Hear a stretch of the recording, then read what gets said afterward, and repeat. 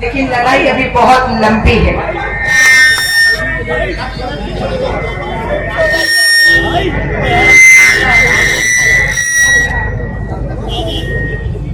महमूद भाई, आपको सुनकर बिल्कुल लगा नहीं कि यहाँ मेरे जैसे किसी स्टार प्रचारक की जरूरत थी। उल्टा आपसे कहूंगी, महमूद भाई को यकीन दिला दीजिए, आप ये चुनाव जीत रहे हैं ताकि ये दूसरे उम्मीदवारों को मदद कर सके, ताकि ये दूसरे उम्मीदवारों को मदद कर सके। तो मैं ये कहूंगी, आपकी बात सुनने के बाद कतई 1 मिनट नहीं लगा कि मेरी यहाँ पर जरूरत है, लेकिन आपकी बहुत से वार्ड्स में जरूरत है। मैं केजरीवाल जी को जरूर कहने वाली हूँ,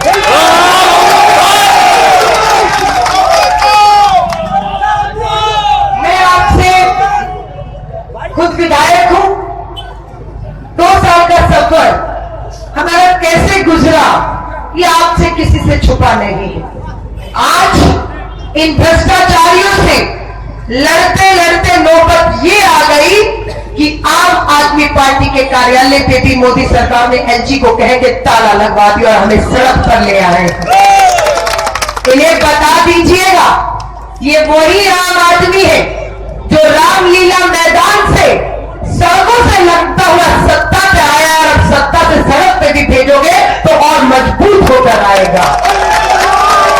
बता दीजिएगा इन्हें, ये नगर निगम का चुनाव है, लेकिन मोदी सरकार की और कांग्रेसियों की पूरी कोशिश है कि इस नगर निगम के चुनाव में हर मुद्दे पर चर्चा हो जाए, लेकिन नगर निगम के मुद्दों पर को छोड़कर।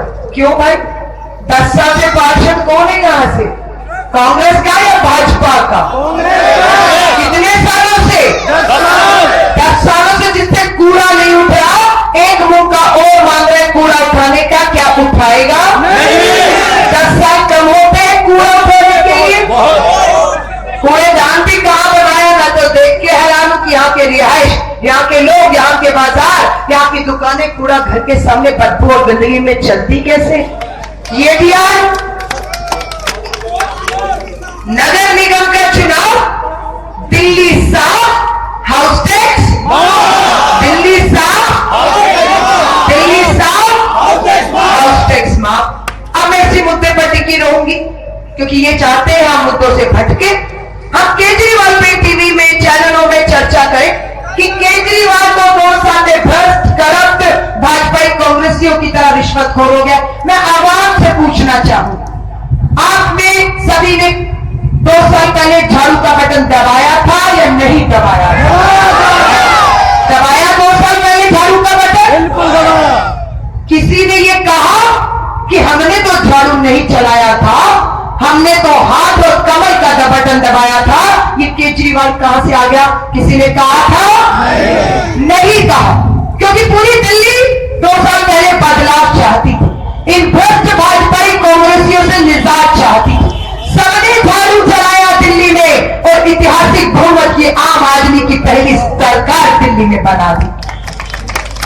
लेकिन आज वही प्रश्न उत्तर प्रदेश में जो ईवीएम का खेल हुआ है, जब केजरीवाल कहते हैं, वहां की जनता कहती है कि हमने तो बटन कमल का नहीं दबाया, ये कि मोदी सरकार कहां से आ गई।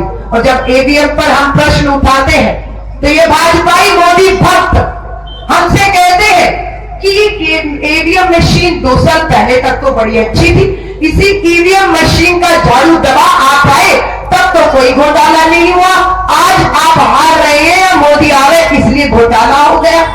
तो मैं यही कहती हूं, जब हम जनता से पूछते हैं ना कि 2 साल पहले झाड़ू दबाया था या नहीं, सब कहते हैं झाड़ू को दबाया था, अगर एक भी हाथ खड़ा होता कि हमने झाड़ू नहीं दबाया है, बिल्कुल हम मांग करते कि जांच होनी चाहिए, जांच होनी चाहिए। जब आप फ्रिज में पड़े हुए किसी के खाने की जांच कर सकते हैं, किसी को कोई क्या खाता है इस पर मौत के घाट उतार सकते हैं, तो लोकतंत्र में ईवीएम पे जो शक पैदा होता है, तो क्यों ईवीएम की जांच होनी चाहिए या नहीं होनी चाहिए? होनी चाहिए। अब मैं आपको बताती हूं, बड़े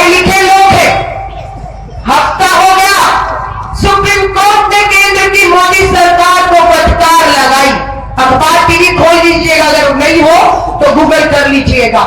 केंद्र की मोदी सरकार से बोला कि 3 साल हो गए मोदी सरकार आए, 3 साल हो गए जब लोकपाल कानून को आए। सुप्रीम कोर्ट पूछ रहा है आपका लोकपाल की नियुक्ति आज तक क्यों नहीं हुई, कहां है आपका दफ्तर? मोदी सरकार जवाब देती है इस माहौल में, ये माहौल क्या है? आम आदमी जाग चुका है, इसलिए कहते हैं इस माहौल में लोकपाल की नियुक्ति करना संभव नहीं है। क्या बहाने और जुमले करते हैं ये लोग। अब मोदी भक्त यहां तो कम दिखेंगे, मुझे मालूम है, यहां पर अच्छी तरह खदेड़ दिया है आपने, लेकिन ये मोदी भक्त हमें पूछते हैं, अरे मोदी की छोड़ो, केजरीवाल की बताओ। रामलीला मैदान से भ्रष्टाचार के खिलाफ जन लोकपाल कानून के लिए सत्ता में आए थे, कहते हैं भ्रष्टाचार में शीला दीक्षित को अंदर करेंगे। कहां गया भ्रष्टाचार, कहां गई शीला दीक्षित अंदर? कितनों को केजरीवाल ने अंदर किया? मोदी का जन लोकपाल छोड़िए, केजरीवाल की बात करिए, बता दीजिएगा कि आम आदमी पार्टी की चांदी चौक से विधायक आई है। 3 साल पहले अमान भाई और मेरे जैसे 66 कम से कम 67 विधायकों ने एक आवाज में पूर्ण बहुमत के साथ आपकी दिल्ली विधानसभा में जो लोकपाल कानून को पारित कर दिया हम लोगों ने। अब आप सोचेंगे कानून पारित हो गया तो कानून गया कहां? मैं भाइयों बताना चाहती हूं, दिल्ली की जो मजबूरी है वो दूसरे राज्यों की मजबूरी नहीं है। दूसरे राज्यों में विधायक जिनको आप चुनते हैं वो विधानसभा में जो भी कानून बनाते हैं, पास करते हैं, वो अगले दिन ही जो है वो लागू हो जाता है। लेकिन दिल्ली की क्या मजबूरी है? दिल्ली को पूर्ण राज्य का दर्जा नहीं। जब तक केजरीवाल नहीं था तब तक इन भाजपाई और कांग्रेसियों के घोषणा पत्र में पूर्ण राज्य का दर्जा था, लेकिन जिस दिन केजरीवाल की सरकार बन गई तो दोनों के घोषणा पत्र से वादा खिलाफी कर दी और अब पूर्ण राज्य के दर्जे की मांग नहीं करते। अब मजबूरी है, हम विधायकों ने 2 साल में जन लोकपाल, न्यूनतम मजदूरी कानून और जो भी कानून के लिए पहले बैठे इनकी सुरक्षा के लिए भी हम कानून लेकर आए। जो भी कानून हमने पारित किया हमारी मजबूरी है। एलजी के माध्यम से केंद्र की मोदी सरकार को भेजा, आज 1.5 साल हो गए हैं, हमारा जन लोकपाल हमारा कोई कानून लुटा कर नहीं दिया, हमारा हर कानून मोदी सरकार की मोहर का मोहताज कर दिया। ये सच्चाई दिल्ली जानती है, 2 साल के हमारे संघर्ष को जानते हैं। मैं फिर आती हूं, दिल्ली साफ, हाउस टैक्स माफ। अब मैं हाउस टैक्स पे आती हूं। कौन है विजय गोयल? भाजपा के चांदनी चौक से, मेरी यहां से सांसद रह चुके हैं और अभी राज्यसभा सांसद, केंद्रीय मंत्री है विजय गोयल।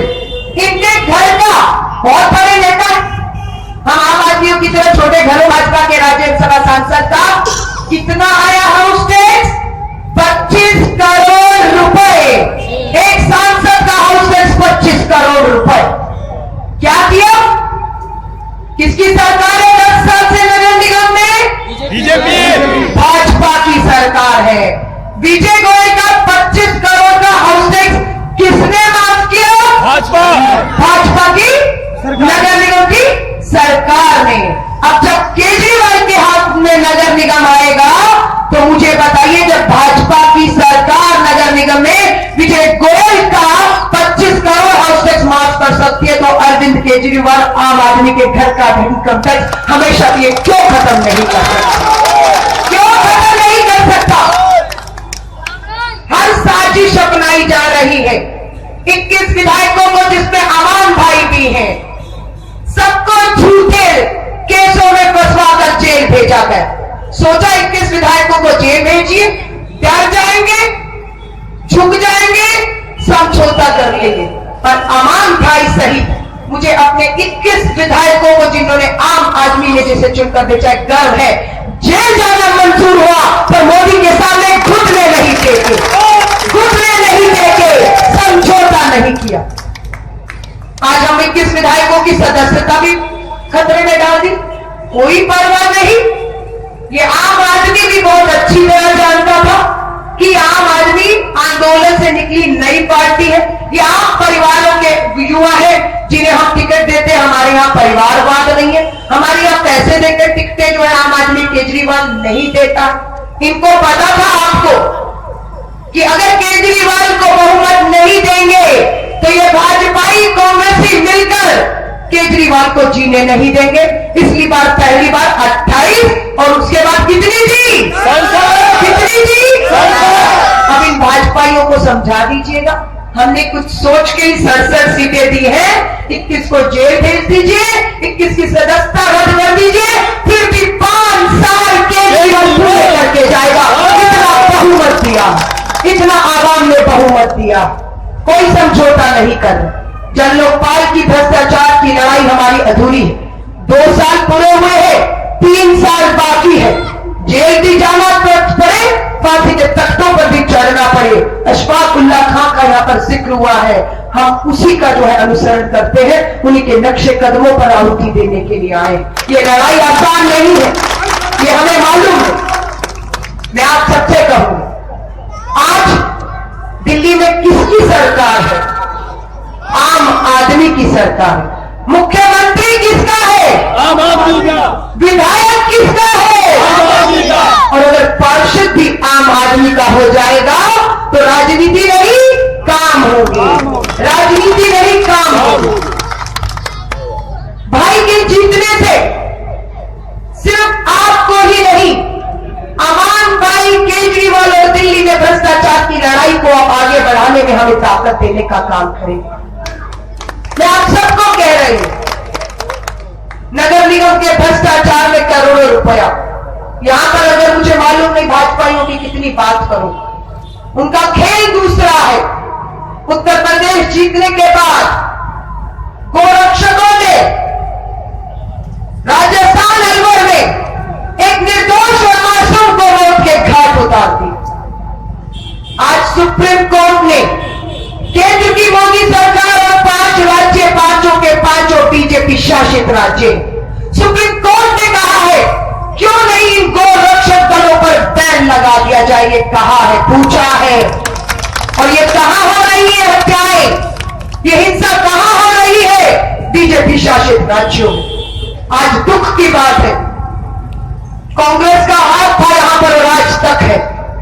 क्यों साथ छोड़ने को मजबूर हो गए आप सभी लोग? इसलिए क्योंकि कांग्रेस ने एक समय पर भाजपा के रथ को रोका था, लेकिन अभी वही कांग्रेस इन भाजपा के सामने, मोदी के सामने घुटने टेक कर जो है वो बिल्कुल हथियार डाल चुकी है, समझौता कर चुकी है। हर कोई कहता है कि वो कांग्रेस के राहुल गांधी में वो दम नहीं जो केजरीवाल में है कि मोदी को चुनौती दे सके। ये सब मानते हैं। मैं आपसे पूछना चाहूंगी, ये भाजपाई और कांग्रेसियों ने हाथ मिला लिए हैं, इसके सबूत देखकर जा रही हूं, क्योंकि भाजपाई मोदी भक्त यहां नहीं होगा, इस बात का मुझे यकीन है, लेकिन कांग्रेसी जरूर होगा। उस कांग्रेसी से पूछूंगी मैं कि आपने मोदी भाजपा के साथ समझौता क्यों किया? आप उदाहरण पूछेंगे तो पूछिएगा। 5 राज्यों में चुनाव हुए, उत्तर प्रदेश, उत्तराखंड, गोवा, मणिपुर, पंजाब में। गोवा में और मणिपुर में सबसे बड़ा दल कौन था? कांग्रेस। कांग्रेस। सबसे ज्यादा विधायक किसके थे? कांग्रेस। कांग्रेस ने दावा पेश किया नहीं, सरकार बनाने का दावा पेश नहीं किया। दावा किसने पेश कर दिया? बीजेपी। मोदी और बीजेपी ने मणिपुर और गोवा में जिसके विधायक नहीं थे, कांग्रेस घर बैठ गई, मोदी को परोस के दे दिया कि हम नहीं बोलेंगे, आप सरकार बना दो। घुटने यहां टेके हैं। बता दीजिएगा इन कांग्रेसियों को, हमने इसलिए आज तक ताकत नहीं दी थी कि आप मोदी और भाजपा के साथ समझौता कर ले, इसलिए ताकत नहीं दी थी, लेकिन आपने आज समझौता कर लिया है, घुटने टेक लिए हैं आपने। लेकिन केजरीवाल जो है, इसकी भ्रष्टाचार की लड़ाई को 2 साल हुए हैं, अंजाम तक बता दीजिएगा, ये आम आदमी ही पहुंचाएगा, हमारी कोई औकात नहीं, यही आम आदमी पहुंचाए। 23 तारीख को हाथ जोड़कर कहूं, हम नगर निगम में आए या नहीं आए, हमें व्यक्तिगत तौर पे कोई फर्क नहीं पड़ेगा, कोई फर्क नहीं पड़ेगा। लेकिन अगर हम नगर निगम में नहीं आए वही उत्तर प्रदेश की साजिशें यहां पर हुई तो भाजपा दोबारा आएगी और यही होगा गंदगी, कूड़ा, भ्रष्टाचार और बिल्कुल मैं कहूंगी आम आदमी को जो है और हमारे सरकार को कंट्रोल करने के प्रयास होंगे। एक मौका और है, अगर आपको लगे कि हमारे पार्षद ने और हमारे विधायक आपके मुख्यमंत्री आपकी सरकार ने अगले 3 साल में काम नहीं किया, आपकी अदालत में 2020 में 3 साल बाद यही खड़े होंगे। मैं ये कहती हूं वोट मत दीजिएगा अगर 3 साल में यहाँ की तस्वीर ना बदल के यहाँ की तस्वीर बदलेंगे। अमान भाई को एक और हाथ दे दीजिए, आप केजरीवाल जी को नगर निगम में ताकत दे दीजिए। आज एक बहन भी मिली, रास्ते में रोका, मुझे हाथ पकड़ के कहा मैं केजरीवाल से बड़ी नाराज हूं। कहता बहन क्या कर दिया केजरीवाल ने? आपकी क्या पेंशन बुजुर्ग थी तो मैंने कहा क्या हुआ? आपकी पेंशन बैंक में 1000 रुपया बढ़कर आई कि नहीं आई? कहते आई, वो तो कांग्रेस ने बढ़ा दी। और फिर क्या तो परेशानी क्या, चलो कांग्रेस ने बढ़ा दी, जबकि दिल्ली में सरकार किसकी है? कांग्रेस के कितने विधायक हैं?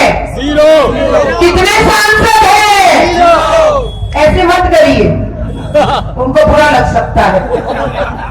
0 विधायक, 0 सांसद, 1000 रुपया नगर निगम में और दिल्ली सरकार की बड़े बुजुर्ग विकलांग हमारी विधवा बहनों की पेंशन केजरीवाल ने अब बढ़ाई है। लेकिन मैंने फिर भी पूछा चलिए ठीक है, मां परेशानी क्या है? उसने कहा केजरीवाल ने मेरे घर में जो गैस का सिलेंडर आता उसके दाम बढ़ा दिए। मैंने कहा ये किसने बोला? कोई भक्त तो यहां नहीं है, किसने बोला? कांग्रेसी ने बोला होगा। वोट तो उसी का है जो आम आदमी पार्टी वाले खा गए सारा। तो मैंने मां को समझाया कि ये समझना हम आम आदमी के लिए जरूरी है। अगर कल को पाकिस्तान के साथ या किसी के साथ सरहद पर युद्ध होता है तो आप विधायक को नहीं कह सकते कि फौज क्यों नहीं भेजी। गैस का सिलेंडर, ईंधन, पेट्रोल, डीजल के दाम बढ़ते हैं या घटते हैं, उसे समझाने में मेहनत करनी पड़ी कि ये केजरीवाल सरकार नहीं, देश की केंद्र की मोदी सरकार करती है। ये गुमराह किए जा रहे हैं। हर बात केजरीवाल में इसलिए डाल दो क्योंकि सबने केजरीवाल को वोट दिया, इसलिए केजरीवाल को बुरा बना। मैं आपसे कहूंगी जाकर बता दीजिएगा कि आपकी अगर गली नहीं बन रही, ये सड़क नहीं बन रही जिस पे मैं खड़ी हूं, आपका ये कूड़ेदान नहीं लगता, आपके 1 से 5वीं तक के नगर निगम के स्कूलों में हमारे गरीब आम बच्चे को शिक्षा नहीं मिलती, नगर निगम के अस्पतालों में अगर इलाज नहीं होता, वो विधायक का नहीं नगर निगम पार्षद का काम है। अगर आप चाहते हैं हम दिल्ली सरकार के स्कूल की तरह नगर निगम के स्कूल, दिल्ली सरकार के अस्पतालों की तरह नगर निगम के अस्पताल भी सुधार करें तो हमारे महमूद भाई को वोट दे दीजिएगा। यकीनन काम होगा, यकीनन काम होगा। मैं आप सभी से हाथ जोड़कर कहूंगी, बहुत उम्मीद करके 2 साल का सफर बहुत कठिनाइयों से गुजरा है। हर हथकंडा, हर झूठे आरोप, टीवी चैनल चाहे वो जी न्यूज हो और चाहे वो टाइम्स नाउ हो, आप देखेंगे कि केजरीवाल के काम का जिक्र कोई चैनल नहीं कर रहा, लेकिन केजरीवाल के झूठे आरोप लगाने का काम हर रोज एक चैनल कर रहा हो। किसी ने देखा है केजरीवाल की तारीफ जी न्यूज पे हो रही हो, टाइम रोज चल रहा है। आज तो मैंने अभी सुना है कि पता नहीं केजरीवाल जी ने कौन सा बिल फर्जी लाकर, क्योंकि भक्त बहुत स्मार्ट है, डिजिटल इंडिया मोदी जी का फटाफट फर्जी कुछ तैयार होता है, व्हाट्सएप पे वायरल कर देंगे। अभी वायरल किया कि अरविंद केजरीवाल जी ने एक थाली में खाना खाया, उसकी कीमत 23,000 रुपए है। आप समझ रहे? राम जेठमलानी को फीस दी अरविंद केजरीवाल ने, जनता के टैक्स पेयर के पैसे से कितनी फीस राम जेठमलानी की? 3 करोड़ रुपया। झूठ। अब मैं ये भी